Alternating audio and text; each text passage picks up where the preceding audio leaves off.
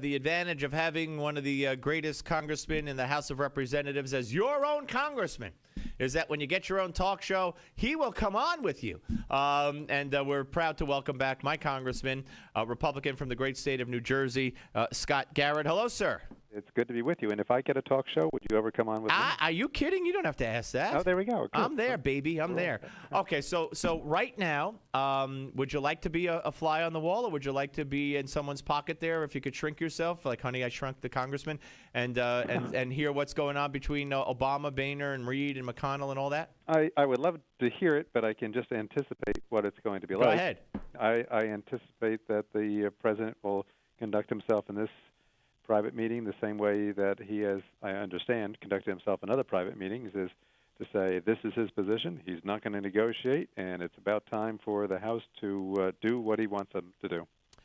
And, yeah, I mean, based on the interview we gave to CNBC about an hour ago, it appears that that's exactly what it's going to be. And Jay Carney said there'll be no negotiation because the president doesn't want anything. So why should he negotiate? I'm kind of dumbfounded here, though, because, you know, and again, if an honest media, and they've brushed over these things, but an honest media would have woke up this morning saying the Democrats in the House refused to send a bill to the Senate which would have funded Veterans Affairs and Veterans Benefits, and also open our national parks and monuments, and would have helped the area known as Washington, D.C. But, of course, what they said was that Republicans failed to pass. So, in other words, it made it sound like Republicans failed, but they didn't even say what it was. They just said amendments. So, you know, that's the media at it again, but that's what the Democrats stopped you guys from passing last night, right? Right. So we passed them, or no, we put the bills in through a process called suspension, which means you have to get a larger number of bills, a number of votes to pass.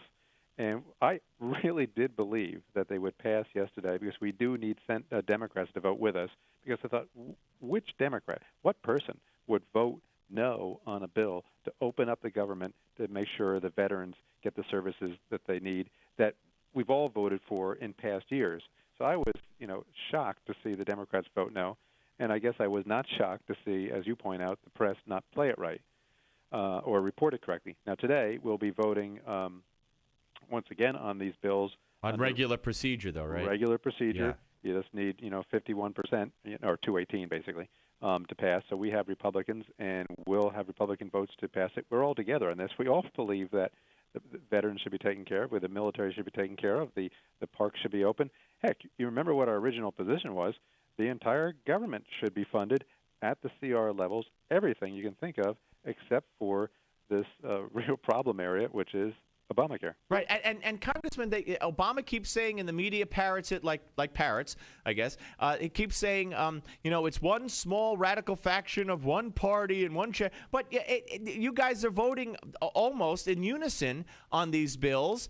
You're all sticking together with few exceptions. It might be increasing on the other end. I don't know. Maybe you could tell me. But also Democrats have voted on some of the CRs that you've sent over to the Senate. So it's not one small faction of one party. When the votes are taken, you're all together. We are. You're right. We are bipartisan in this. We're bipartisan that we want to get the bills done. And on the bills that I just talked about, let me think. There was about 30 Democrats who joined us last night. Perhaps the Democrats who had the toughest district, maybe, who supported the idea of opening the parks, paying for the vets, and so on and so forth. And even on some of these earlier bills. So it's not a narrow faction. It's a narrow faction maybe in the White House right. that's taking the view that, and the view that is taken, and this is another thing that's not reported in the mainstream media, is what happened yesterday and what happened today to our World War II veterans who came down here to visit. I mean, that has been just an outrage. The media distorts it, but that has been an outrage. Yeah, and I know what happened yesterday when they tried and they had to take the barricades down. The barricades were put up, according to all reports, by the order of the Office of Management and Budget of the White House. John Bolton told me earlier that that thing's open 24 hours.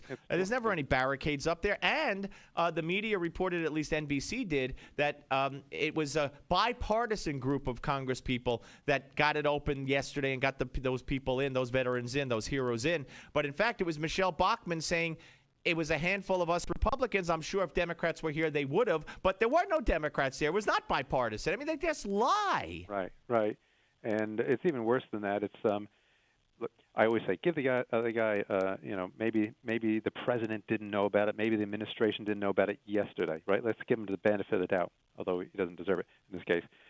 So what happens today?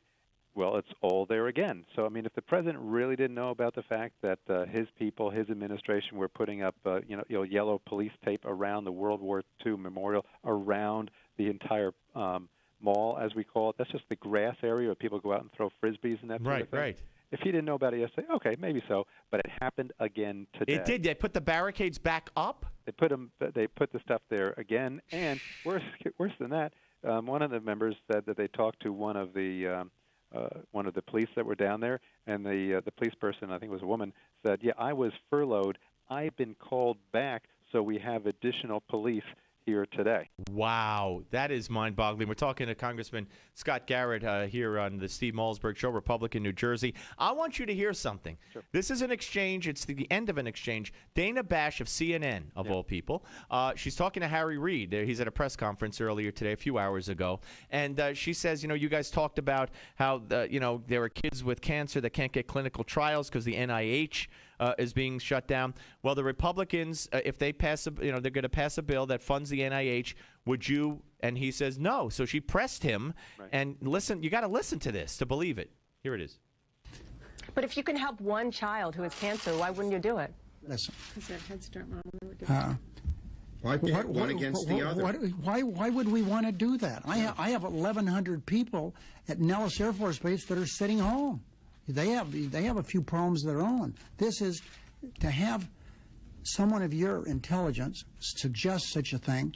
Maybe means you're irresponsible and reckless. It was irresponsible of her to say, if you could help one kid with cancer, why wouldn't you do it? And he says, why would we want to do that? I have 1,100 people on furlough, as if being on furlough is equivalent to being a kid with cancer. This is insane. And that if this was a fair media, that would be the story, the headline story in the press tomorrow. Reid says he doesn't care about a kid with cancer. I don't think it's going to be there, but it is insane.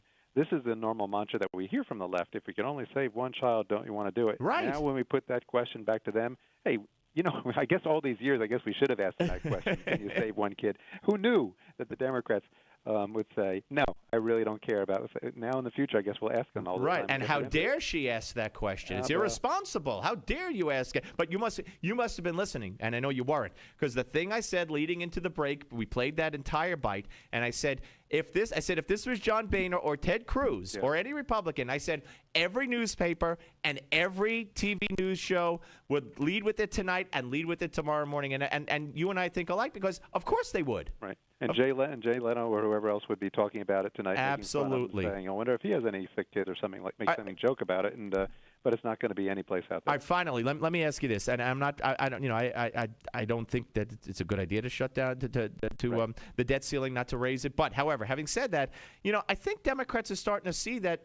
The market hasn't tanked yet. Public opinion is, although they blame Republicans more, they blame Democrats a lot. I don't think they counted on that. And if you look at, there's a poll CNN just showed, if the debt ceiling is not raised, is it a good thing or a bad thing?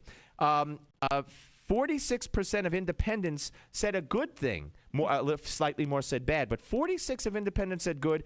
52 of Republicans said good. Even 18 of Democrats said good. So it's not like it's 80-20 or 90-10. I think Democrats are starting to realize that, the public is blaming them too. Well, and so they should, because it takes two to reach a negotiation, and so far we've only had one, and that's the Republicans who've been passing bills, sending them to the Senate, which were all good bills, have gone to die.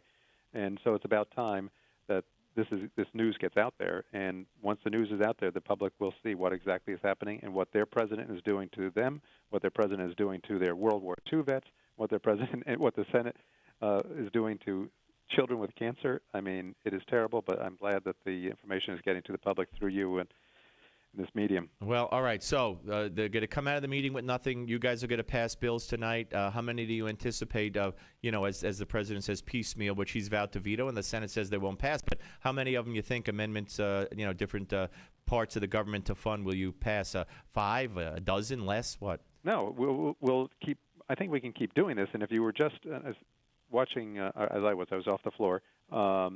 we're doing one right now for the NIH funding, right? Right. And the pushback by the Democrats is, well, there's this program and that program and this program that also helps people that are sick and have problems. And our response to that is, you're right.